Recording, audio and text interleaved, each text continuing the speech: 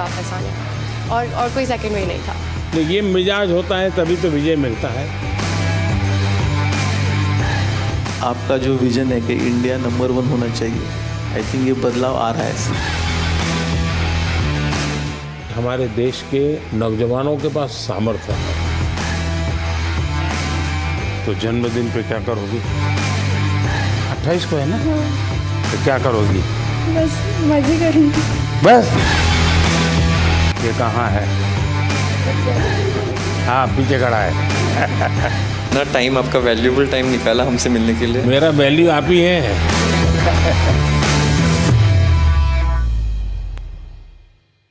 Sir, ये first time India ने दोनों गोल्ड मेडल जीते हैं और टीम ने जिस तरीके से प्रदर्शन किया है वो बहुत ही बढ़िया था। मतलब 22 में से 21 पॉइंट बॉयज़ ने और 22 में से 19 पॉइंट गर्ल्स ने, सो टोटल 44 में से 40 पॉइंट हमने लिए।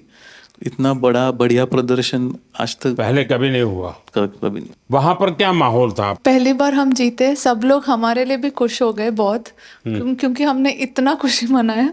तो सबने एक्चुअली हर अपोनेंट्स ने भी आके हमें बधाई दी और हमारे लिए एक्चुअली खुश हो गए, even our opponents also. Sir, हमने देखा है कि लास्ट कुछ सालों में बहुत सारे जो स्पेक्टेटर्स है वो बहुत रूट कर रहे थे कि दूर दूर से वहाँ पे सिर्फ देखने आए थे ये मैच को, जो पहले मेरे हिसाब से इतना नहीं होता था।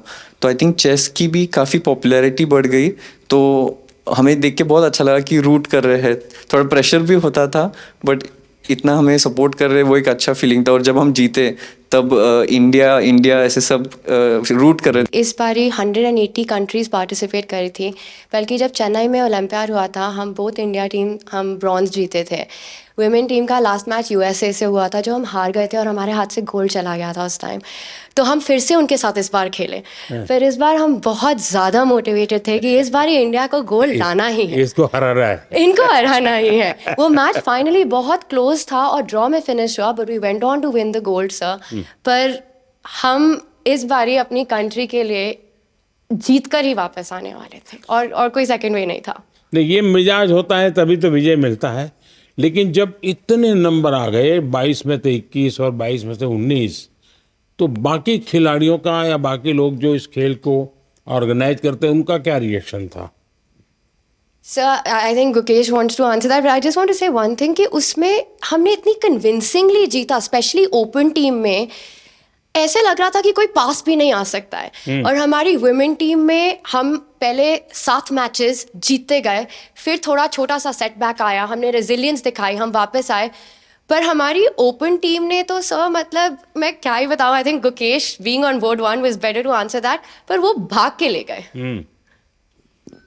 Yeah, this experience was really a great team effort. Every single one of us was in like excellent form, and we were all super motivated because in the 2022 Olympiad we were very close to winning the gold medal.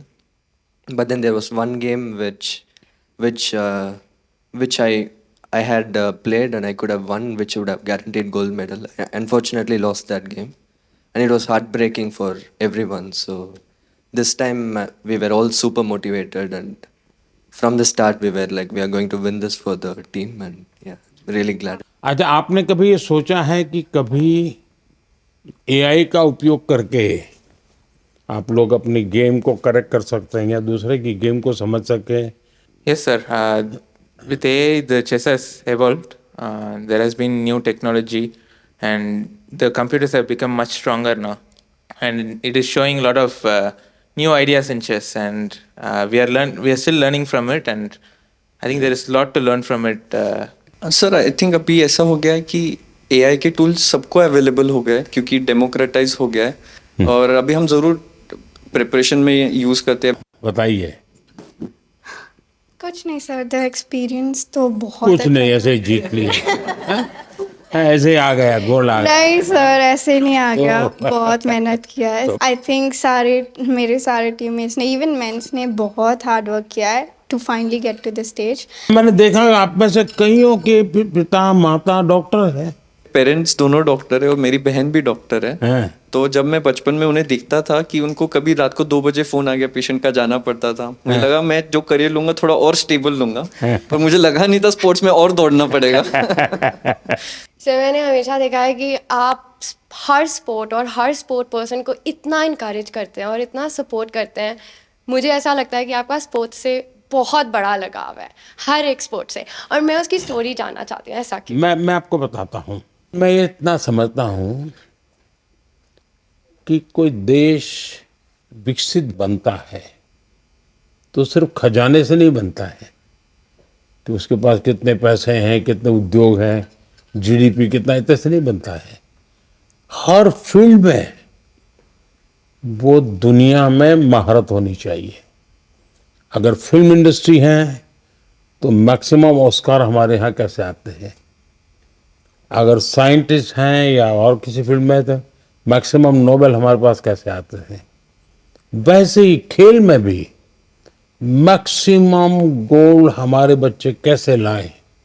ये जब होता है इतने सारे vertical, तब देश महान बनता है। मैं जब गुजरात में था तब भी मैं एक खेल महाकुंभ चलाता था। लाखों बच्चे खेलते थे उसमें, तो मैं बड़ी आयु के लोगों को भी खेलने के लिए प्रेरित करता था।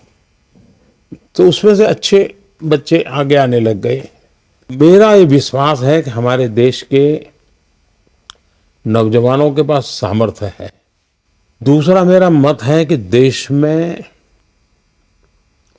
समाज जीवन का जो अच्छा वातावरण बनाना है, तो स्पोर्ट्समैन स्पिरिट जिसको कहते हैं, वो सिर्फ स्पोर्ट्स के खिलाड़ियों के लिए नहीं है, वो कल्चर होना चाहिए, समाज जीवन में कल्चर होना चाहिए। हर रोज इतने बड़े बड़े डिसीजंस लेते हैं, तो आप क्या एडवाइस करेंगे हमारे लिए कि ये प्रेशर सिचुएशंस कैसे टैकल कर सकते हैं?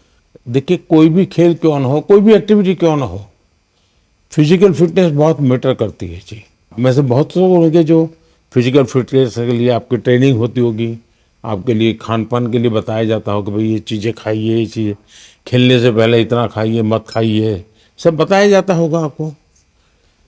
मैं समझता हूँ कि अगर हम इन चीज़ों की आदत अगर डेवलप करते हैं तो इन सारी समस्याओं का पचा जाते हैं। देखिए, डिसीजन मेकिंग के लिए आपके पास बहुत इन्फॉर्मेशन होनी चाहिए, बहुत इन्फॉर्मेशन, और पॉजिटिव नेगेटिव सब होनी चाहिए। आपको पसंद आता है ऐसा ही सुनने का आदत लगती है, मनुष्य का स्वभाव होता है, जो अच्छा लगता है वही सुनता है, तो वो फिर डिसीजन में गलती होती है। लेकिन आप हर प्रकार की चीज़ को सुनते हैं, हर प्रकार की चीज़ों को जानने का प्रयास करते हैं और खुद एनालाइज करते हैं, और कहीं समझ नहीं आए तो बिना संकोच किसी जानकार को पूछते हैं, तो फिर आपको कठिनाई कम आती है। और मैं मानता हूं कि कुछ तो अनुभव से आ जाता है, और जैसा मैंने कहा कि योगा, मेडिटेशन, इसकी सचमुच में बहुत ताकत है जी।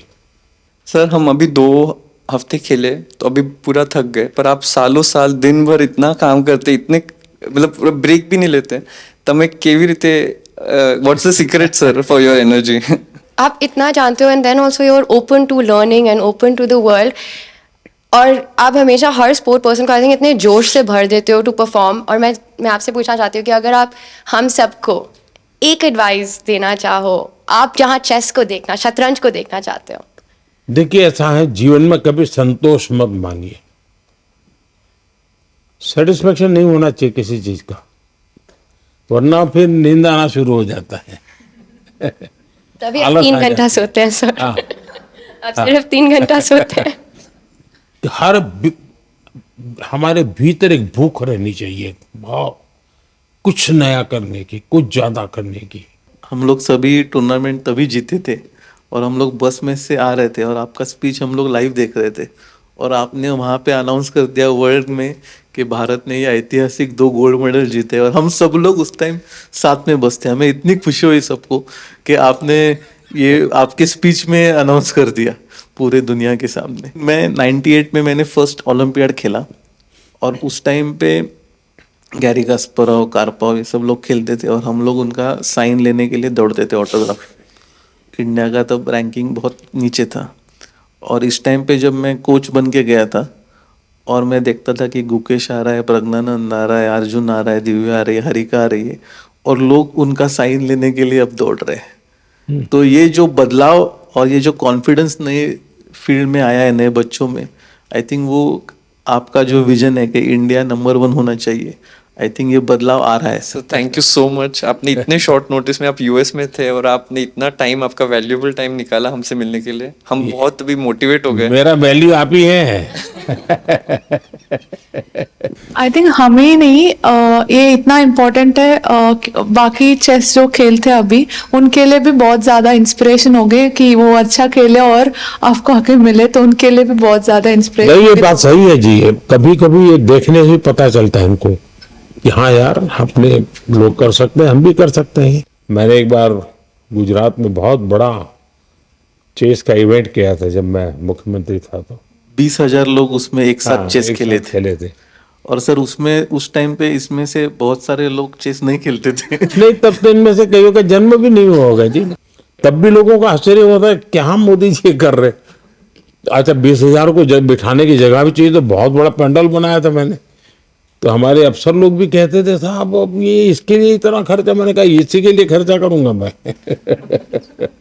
इसे आपने जब इतना मुझे एनकरेज किया ये, तो मैं इतना खुश हो गई थी कि मैंने कहा अब तो मुझे पूरी जान लगा देनी है चेस में और मुझे अब तो इंडिया के लिए हर समय मेडल जीतना है। वाह। और मुझे मतलब मैं तब बहुत ज्यादा ही खुश थी। और फिर तब आपने एक तो उसी में थी तुम। हाँ, हाँ। और ये तब आपने साइमल ऑर्गेनाइज किया था और बहुत सारी लड़कियां खेल रही थी तब। वाह। तो उस समय तुम्हें वहां कैसे ले आए थे? तब मैं एशियन अंडर-9 जीती थी, तो किसी ने मेरी मम्मी से कहा कि बहुत बड़ा इवेंट हो रहा है गुजरात में, गांधीनगर में, तो मुझे तब बुलाया था। तो ये मैं रख सकता हूँ ना? Yes sir. प्रेम करवाना था, बट इतना प्रेम करवा के देना था आपको, बट नहीं बेटा, कोई चिंता नहीं। हाँ, ये मेरे लिए बहुत अच्छी मेमोरी है। तो ये शॉल रखा है कि नहीं रखा है? यस सर, रखा है। हाँ, क्या अच्छे से।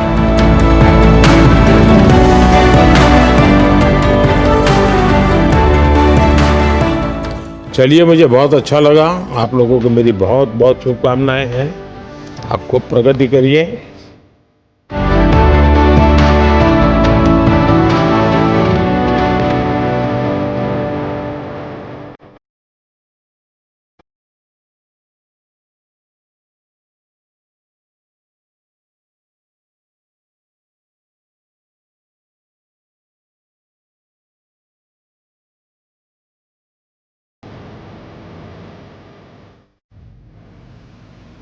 तो आप देख रहे थे चेस ओलंपियाड के विजेताओं का प्रधानमंत्री के साथ संवाद। प्रधानमंत्री नरेंद्र मोदी।